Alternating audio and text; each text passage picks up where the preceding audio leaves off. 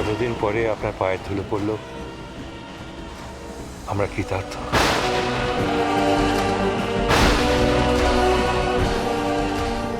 আপনার জন্য আমরা কি করতে পারি? আসলে আমি এখানে এসেছি কল্যাণী মায়ের নির্দেশে। কল্যাণী মা বললেন না? হ্যাঁ, জয়ন্তী ওনার শিষ্যা ছিলেন। 12 বছর হয়ে গেল জয়ন্তী নেই। তা গুরুমা কি সেটা জানেন না? ওনার অজানা কিছুই নেই। আসলে আমি এখানে এসেছি জয়ন্তীর ছেলে রূপমের সঙ্গে দেখা করতে।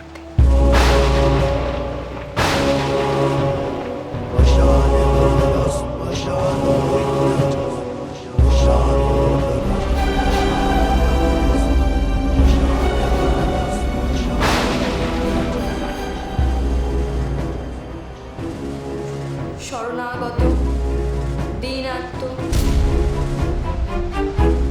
পরিত্রাণ পরায়ণে সর্বশান্তি হরে দেবী নারায়ণী নমস্তুতে, নারায়ণী নমস্তুতে, নারায়ণী নমস্তুতে।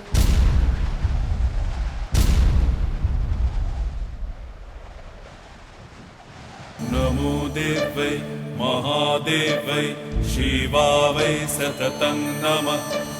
नमो प्रकृते भद्रावै नियतः प्रणतास्मता।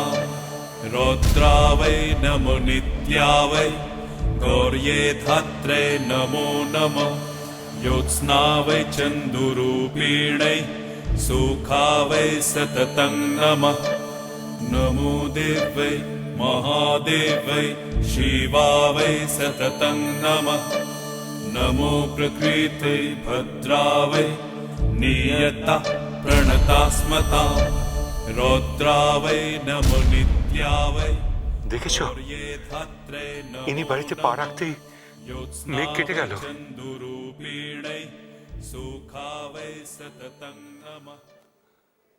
কি হলো মা, শরীর খারাপ লাগছে?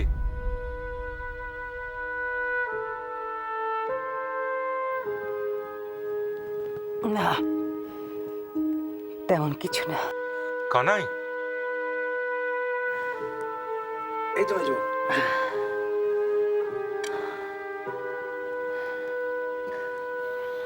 আসলে অনেকটা রাস্তা তো টানা এসেছি, পথের ক্লান্তিতে শরীরে সামান্য অস্বস্তি হচ্ছে। বুঝতে পেরেছি। আগে স্নান করে মুখে কিছু দিয়ে দিন, একটু বিশ্রাম করুন, তারপর না হয়। না না, মাফ করবেন, কাজ সেরেই আমাকে চলে যেতে হবে। কিন্তু আপনি এখানে কেন এসেছেন সেটাই তো আমরা বুঝতে পারলাম না। কল্যাণী মা গত 1 মাস আগে দেহ রেখেছেন। যাওয়ার আগে উনি আমাকে একটা দায়িত্ব দিয়ে গেছেন। জয়ন্তী কল্যাণী মায়ের কাছে একটা তাবিজ চেয়েছিল তার ছেলের মঙ্গলের জন্য। মা সেই তাবিজ বিপত্তারিণীর যজ্ঞ করে মন্ত্রপুত করে রেখেছিলেন, কিন্তু জয়ন্তী তার ছেলেকে সে তাবিজ পড়াতে পারেনি। তার আগেই। মাফ করবেন, আজকে এতদিন পরে আপনি সেই তাবিজটা নিয়ে রূপমের খোঁজে এখানে এসেছেন? ঠিক তাই। কল্যাণী মা আমাকে দায়িত্ব দিয়ে গিয়েছেন, রূপমের হাতে এই তাবিজটা পরিয়ে দিতে পারলে আমার ছুটি। তাবিজটা কি? এই তো আছে আমার কাছে, এই তো।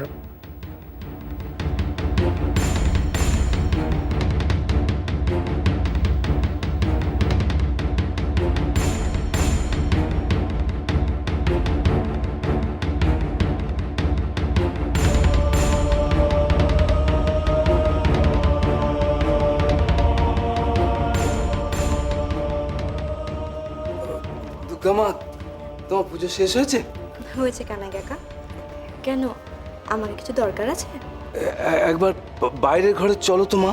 হ্যাঁ, আমি তো বাইরের ঘরেই যাচ্ছি। সবাইকে প্রসাদ দিতে হবে। সবাই বাইরের ঘরেই আছে তো? বড়বাবু, মেজবাবু, বড়দা এরা রয়েছেন, আর একজন অতিথি এসেছেন। অতিথি? হ্যাঁ, হরিদ্বার থেকে একজন সন্ন্যাসী নিয়ে এসেছেন। উনি বলছেন উনি ছোট মার গুরু বোন।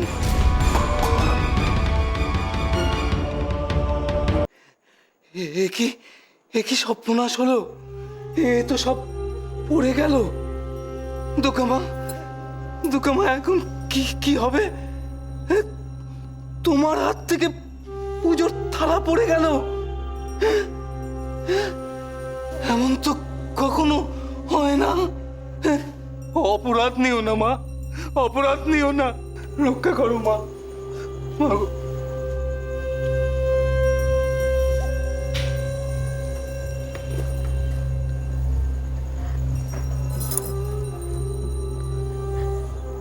তুমি কিসের ইঙ্গিত দিলে মা? কিসের ইঙ্গিত দিলে? আমি যে কিছু বুঝতে পারছি না মা, আমি যে কিছু বুঝতে পারছি না। আজ সকাল থেকে আমার বুকের ভেতরটা এরকম কেন করছে মা? আমার যে খুব ভয় লাগছে। এ কোন অমঙ্গলের সূচনা মা? এই বাড়িতে কিসের বিপদ আসছে মা? মা বলে দাও না মা, বলো মা। মা চুপ করে থেকো না মা, বলো। আমি এখন কি করব? কি করব মা? মা বলে দাও মা। মা চুপ করে থেকো না মা, বলো না মা, বলো না মা। আমি কি করব? হ্যাঁ, একদম হুবু জয়ন্তীর তাবিজটার মতনই দেখতে। আরে হে দিন বন্ধু, তোমার মনে আছে দাদা, একবার কল্যাণী মা আমাদের বাড়িতে এসেছিলেন, আর সেইবার বিপত্তারিণী যজ্ঞ হয়েছিল বাড়িতে, আর তারপরে এরকম একটা তাবিজ উনি জয়ন্তীকে ধারণ করতে দিয়েছিলেন। মনে আছে বই কি, মনে আছে। বিরাট যাগযজ্ঞ হয়েছিল, 500 লোক 3 দিন ধরে পাত পেড়ে খেয়েছিল।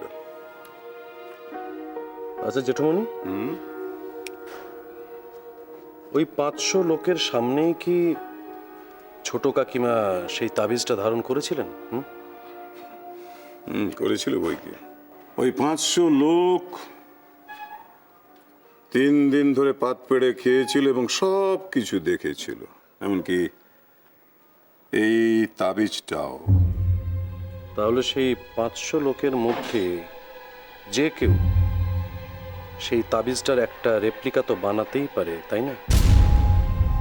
হ্যাঁ, তা পারে বই কি, নিশ্চয়ই পারে।